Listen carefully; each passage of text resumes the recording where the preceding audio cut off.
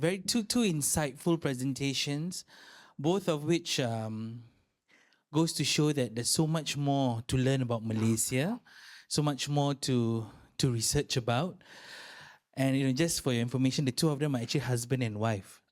One teaching at UPSI, another one at Aswara, both contributing, both happen to finish their PhDs around the same time. So, such a wonderful story. Okay, I'm just so excited by this. Okay, very good. It's very clear to me that the two research that both doctors have provided comes from a place of your interest in community, right? Your interest in acknowledging that there's something more to be done. Could you share with me if now, upon getting your doctorate, has there been other challenges that you're facing with your research? And what are some of the things that you're doing to navigate through these challenges? I the I mean the conventional, should I say, the traditional way of reviving something, the model that we had in Malaysia is always top down. So people will go up seeking grants from the politicians, from governments, from companies, private sectors, and then they begin to revive things, and then they just work with the communities and encourage them to work or to revive something because we have gotten this money. So the problem that I had was I have never been good in politics. I am not a sweet talker like Dr. Amin. I I cannot Tak ada, tak ada. I can I am not. I am just articulate. That's all. I can easily get grants. I have friends in the ministry. I can get grants. I can call them up but that's not me. I I prefer to go bottom up. So that's the challenge, to work with the community, to have people to work with you as one family. You can have your AJKs, ahli jawatan kuasa, your committee members. You can have your company, dance company. You can have your association. But if you don't have a family working together as one, without seeking profitable income from that outcome or process, you cannot have anything done. So the idea of going bottom up is quite against the mainstream. So that's the challenge. So I have some colleagues that don't believe that I can do this, but yeah, I did it in Muar. So the next step is to go to other districts and try to create more families. So Zapin should have family. You can have friends, but you don't have family. You need to have a family, and then you can work without seeking for money or profits. That's the challenge. Thank you. This is also telling me to get married. Okay, next.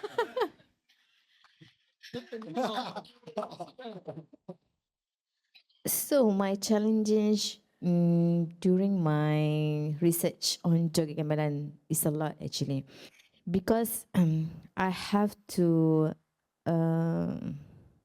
have connection with the Terengganu people. It's very Islamic. The woman cannot dance. So how to go there and to get the dance? So I have to deal with the Zahara quietly.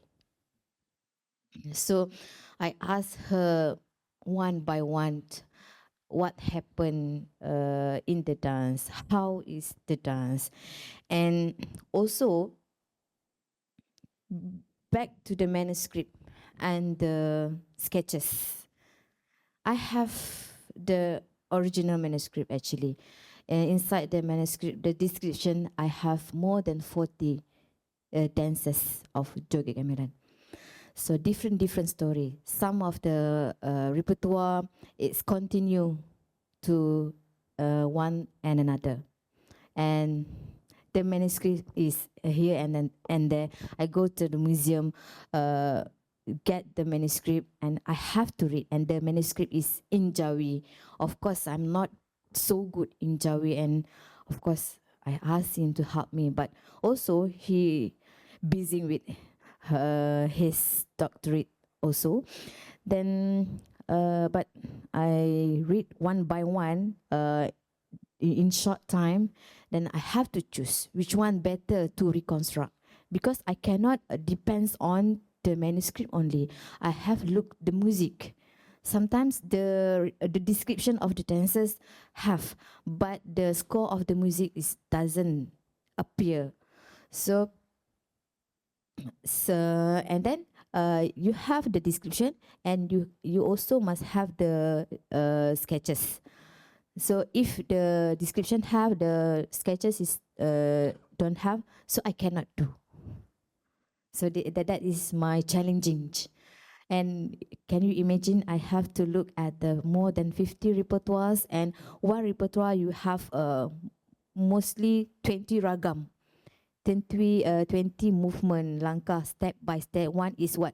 One is jalan melenggang, bawa keris and melemak. Jalan melenggang, pusing-pusing 5 kali, pusing buat balik semula. Ikut gong tangan naik atas. So, saya kena fikir betul-betul macam mana saya nak keluarkan melalui movement. If I don't have the knowledge of the improvisation, the composition, the choreography, I can't do. The normal people cannot. I think difficult to do. Can do, but it's hard. Even Terengganu people also cannot do. So of course I do with the improvisation first with with my students. They have to know what the basics of joget gamelan repertoire, such as campak lenggang, kenong kaki. Bila bunyi kenong, something must happen with the leg, with the head, with the shape of your body. So this one is very challenging to me. For example, for Dia Peta, the final project, I have to read again the manuscript and choose the best for them. So I change a lot. You can ask Hafzan, now our members in the Faculty of Dan Aswara, Hafzan. So I change a lot to make it happen. Thank you. So I'm just going to throw to the audience if there's any questions. Again, I say I have a bank of questions, but I just want to ask whether my audience, yes, please, microphone. Hi, Assalamualaikum. Thank you for presentation. I'm Iza. I'm from Johor. I have 3 questions actually for Dr. Safi. Safini. Safini, Yes, Safini, because I'm half Malay, half Javanese. So when I see your presentation, and also I'm actually currently starting last year learning gamelan and also beksan, tari Jawa, Srimpi. So my first question is that is Adna Abdullah is a guy? Is it? Yeah. It is a woman. Oh, okay. Dia a court dancer. Oh, okay. Okay, I see. Thank you. And then the second one is the joget gamelan Ketawang or other the joget gamelan court dancers. So what is the mental state of the dancers? The joget gamelan Melayu dancers. Okay, sorry, do you focus on joget gamelan Ketawang or other joget gamelan? Because when I like in Javanese court dance, when you say Ketawang, court dance, their mental state is not like, you go jumping around. It's like meditative. You have the vertical element. Even the name Ketawang. Ketawang means langit. It can mean like it's an offering. It's not like persembahan, sembah. Yeah, it's not pementasan. It's sembah. You have this vertical element. It can mean your gusti, or it can mean your king or the god, basically. So it's Ketawang thing. So it's very sacred, meditative kind of dance. So yeah, that's my question. Whether there's elements of that Yeah. in joget gamelan. Yeah, of course. Some people don't know what is joget gamelan in Malaysia actually, because people always in Malaysia only popular the music of gamelan, not the dance. So it's very different. For example, joget gamelan Ketawang and Ketawang in Indonesia, Java, because of course the Ketawang in sacral dance from Ratu Kidul in Indonesia, but not in Malaysia. I think the Tengku Ampuan Mariam created the dance because only she dia dapat influence daripada nama itu. Kalau okay, interesting about the Tengku Ampuan Mariam, she is Chinese and she love to write and dia boleh menulis syair. Contohnya dia ada menulis syair pelayaran ke tanah Jawa. So dalam syair itu dia menceritakan bagaimana dia dan suami dia Sultan Sulaiman Badrul Alam Shah pergi ke tanah Jawa melihat persembahan-persembahan di sana. So one of that is Tarian Ketawang. So dia hanya influence the name but the dance is totally different and use the budaya Melayu di tanah Melayu pada ketika itulah. Because I think like perhaps must be like culture exchange kan. Because at the time early 19th century, the Javanese court dance is very influential. And even like for me like because I'm half Javanese because I live in Johor Bahru.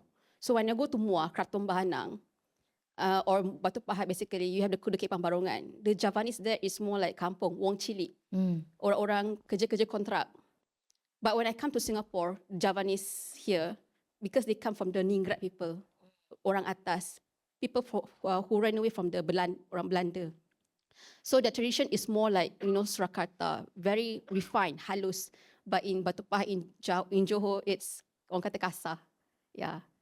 So yeah. Okay, contoh yang ni kita punya joget gamelan ni sangat juga sangat halus dan cerita-cerita yang ditarikan dalam bentuk tarian adalah cerita-cerita rakyat dan cerita-cerita istana. Dia tak sama macam dekat Muar ataupun dalam istana Jawa di Indonesia.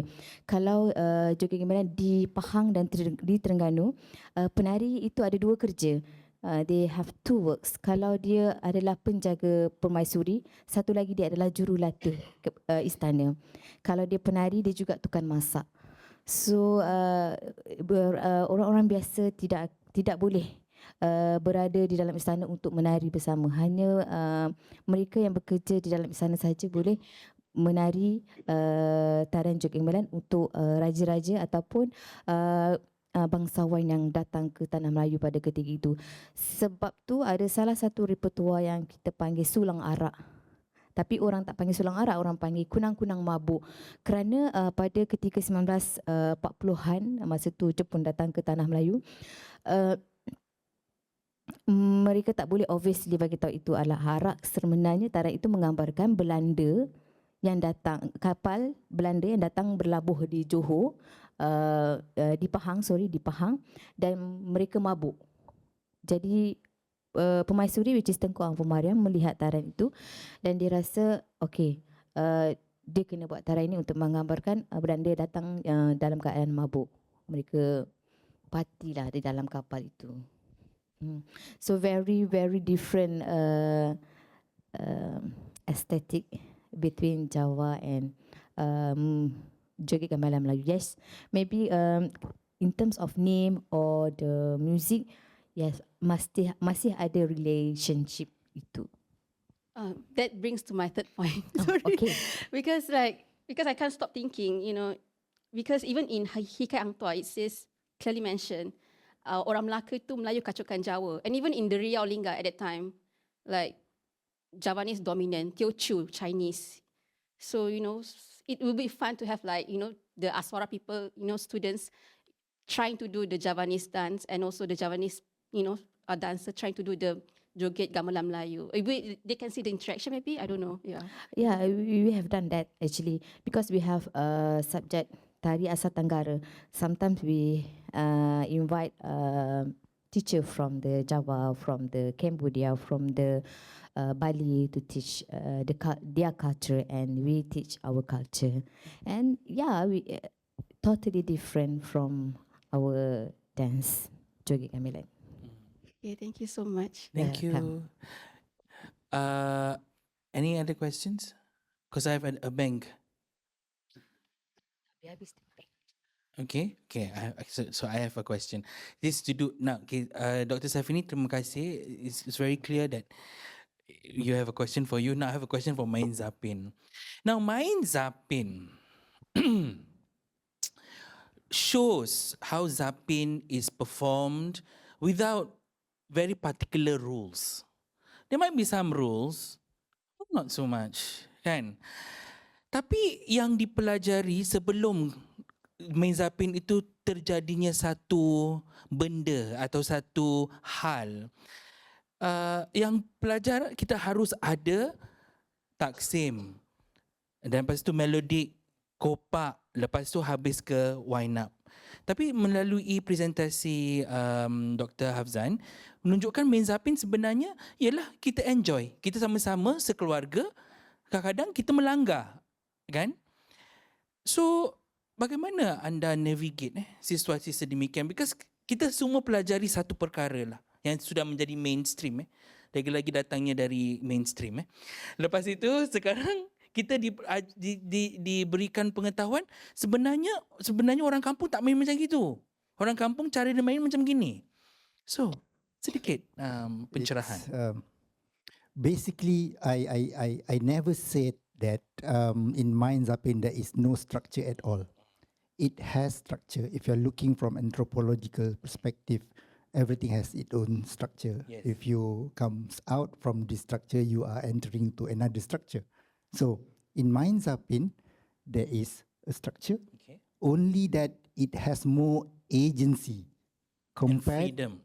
compared to the counterpart of Main Zapin, which is Tarian Zapin. So the agency is so important that it empowers people to bring out the expressiveness, the creativity, the mind, play, performance, whatever not. So these are the things that differentiate Main Zapin from the counterparts, Tarian Zapin. And what was your question again? How you navigate through these challenges? No, listen. Because I'm very excited by this prospect sebab because I'm your counterpart here across the border in Singapore, and in my research on Zapin, because the Singapore Zapin or the Zapin Ashik that we bring forward, we don't have the structure. We don't necessarily have a taksim. Then we don't have a wind up, right? It's okay. It's okay, yeah, I'm just saying it's okay. But at one point of time, the things that we did was not okay when we crossed the border. Anyways, For some people. So terjadinya kita pula macam tertanya-tanya, salah ke kita macam itulah. Tapi just because with your Main Zapin, it's very clear that probably the Zapin that was dipraktikkan atau diamalkan di Singapura, and it's true through oral history and also archival recordings, our Zapin adalah Main Zapin. Right? When I sat down with some of the veterans, when they learn Zapin, they didn't learn having to listen to a wind up, to go into a kopa, They just learned the ragam. Then dorang bermain. You see? So I just want to say that I'm very grateful to the research that you have done, because in reflection of what we have in Singapore too, kita tak jauh. So sudah tentu ada pun Main Zapin di Singapura. Mengharapkan juga adalah orang-orang yang akan membuat kajian tentang Main Zapin di Singapura. Thank you, Amin. Actually, this is very important for us to understand that Zapin is about you. It's not about the other person, the other structure, the other parts of the world that also perform Zapin. You absorb or you adapt or you adopt Zafin culture from the Arabs. So the Arabs perform Zapin in their gambus traditions when they play Samrah, Sarah, and also Zafin. And then they begin with Taksim, with specific makam and whatnot. So the Malays are so specific that they select Taksim and also Zafin.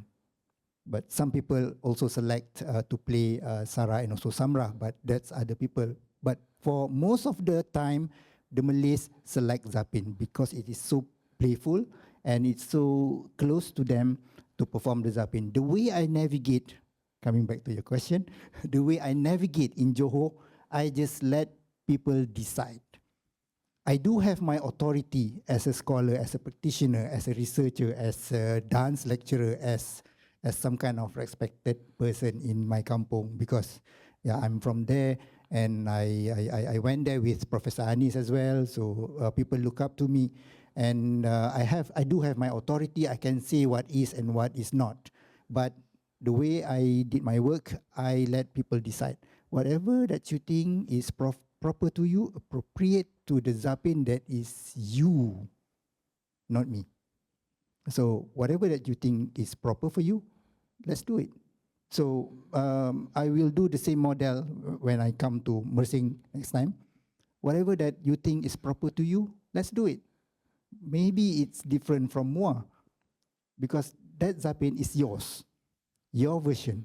You can explore more, you can experiment more, you can go back to your own tradition, you can ask old people, you can discuss with your friends. For example, in Batu Pahat, they also have this main Zapin where they stress more on the floor patterns rather than performing the same ragam over and over again, going back and forth like in Muar.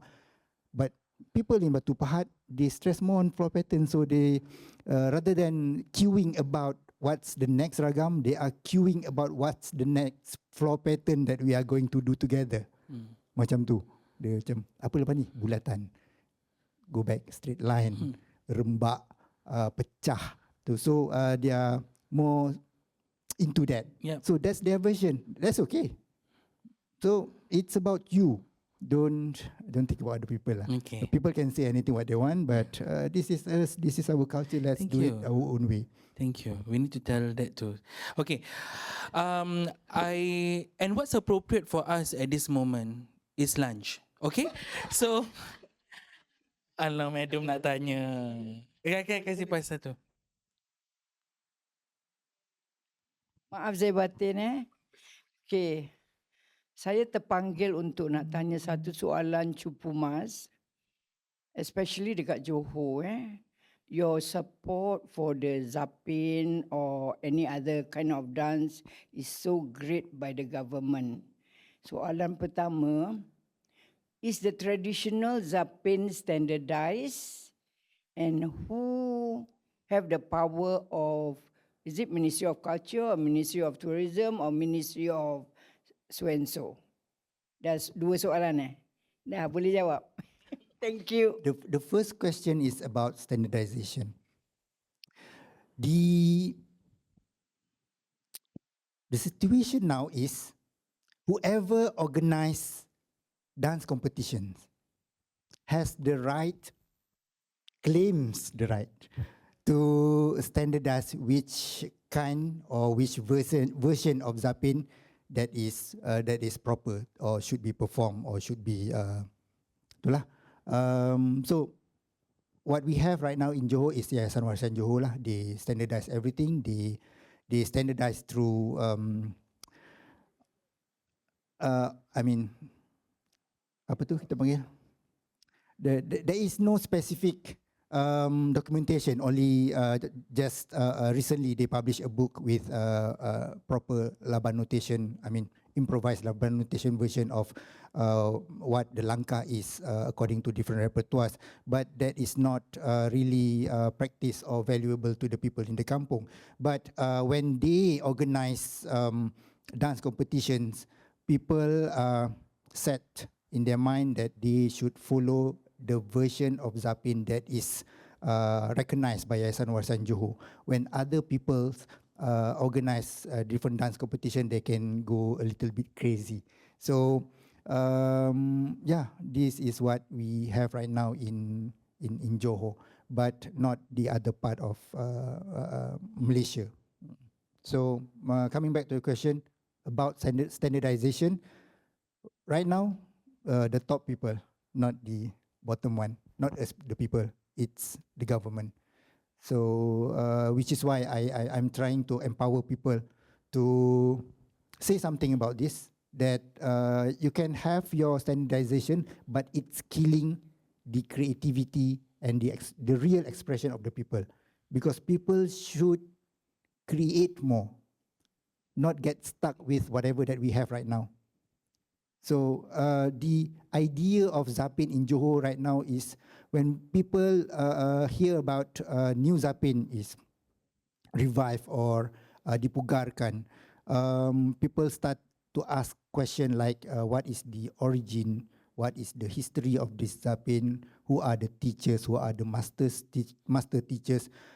But in terms of music, they never ask this question. They allow people to create more. So they allow people to create more music. But when it comes to the dance, you cannot create. So it's killing the dance. So listen to me very carefully, Dr. Amin. If you allow music to to be created more, but you some sort of refusing to take new dances, you are killing the dance more. And then you claim many things lah. So actually, we are the culprit of this situation. So yeah. Okay, thank you. And to ensure that hungry. To ensure that we kill our appetite. Not kill appetite. Kill our hunger. Don't kill your appetite, please. Kill our hunger. We will have to go for lunch soon. So I would like to now pass. Then please join me in thanking the two of my colleagues here, who's my family.